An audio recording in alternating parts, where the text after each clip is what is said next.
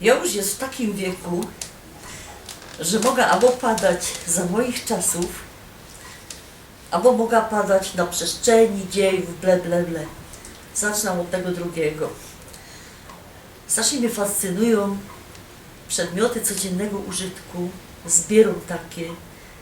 I richtig na przestrzeni dziejów wartość niekierych materiałów, ale też przedmiotów richtig się zmieniała.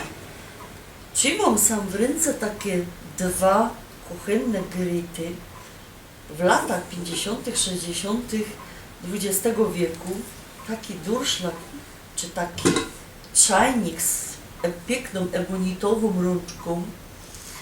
To był fajny geschenk i to też świadczyło o statusie społecznym.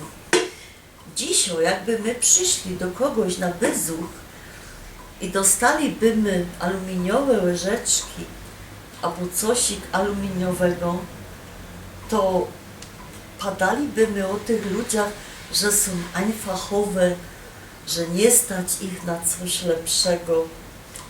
A ja wam powiem, że aluminium kiedyś było strasznie cenne i ludziska je znają całkiem niedawno. W 1836 roku pierwszy raz taki duński fizyk Ørsted odkrył aluminium. Po jakiemu tak późno?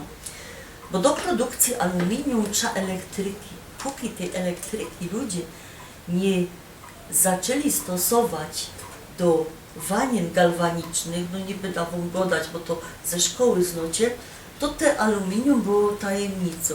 I przedstawcie się, pierwsze 5 łyżeczek aluminiowych, to jest pierwsza anegdota, dostała rodzina cesarza Napoleona III i one mogli jeść na aluminium, reszta na złocie.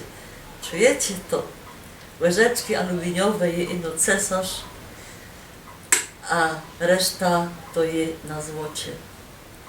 Dzisiaj by my się trochę podśmiewali z kogoś, kto by nam dał na bezuchu łyżeczki aluminiowe.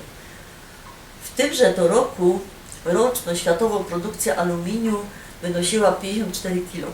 I oto zaroski pomierzyła, to był taki blok całkiem niedużo.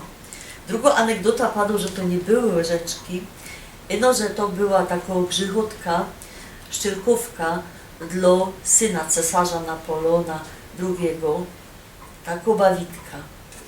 Potem te aluminium przyszło dran do tego stopnia, że wtedy, kiedy był okres Art Deco, to zaczęli produkować biżuterię aluminiową i stalową, a nawet takie wykwintne przedmioty. To, co ja sam trzymam w ręce, to nie jest manierka. Moja synowa się zawsze podśmiewa, że to tak wygląda. I no to jest taszka z 1920 roku. I co by jeszcze pokazać, jak bardzo była nowomodna baba, co ją dźwigała, ślązoczki nie chodziły z taszkami, to sam na tym obroziku, jakbyście się podziwali, są takie motywy egipskie, sagie baby. A no po takiemu, że wtedy akurat były te największe odkrycia w Egipcie. To, co tam odkopali, te groby. Synowu mi padło, że do kościoła bych z tym nie mogła pójść, wedle tych sagich babów, no ale patrzcie, samna książka do nabożeństwa i na różaniec je plac. I co było potem dalej z aluminium? Potem były te właśnie takie niby rzeczy codziennego użytku, ale już po leku einfachowe, a te roski to zaś to wracą do łask. Ja robiła kiedyś w hucie i my tam pod sufitem mieli takie lampy aluminiowe, takie osłony paskudne. Nie wiem, czy tam muchy zdążyły dolecieć i to obsmolić, bo to było za wysoko i za gorko. Ale ja te roski na Allegro widzę, że takie lampy ktoś ich przedowo i pisze loft, wyposażenie loftu. No, chcielibyście taką lampę do loftu, a drogie są jak nie wiem.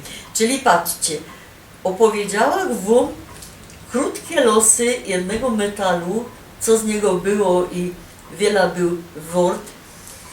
Dzisiaj to tak godą loft, ozdoby. Dzisiaj bez aluminium i bez stopów aluminium żaden samolot by nie poleciał na wierzch, ale to już jest inna historia. I on się chyba z tą taszką jednak do tego kościoła wybiera. Co myślicie, iść?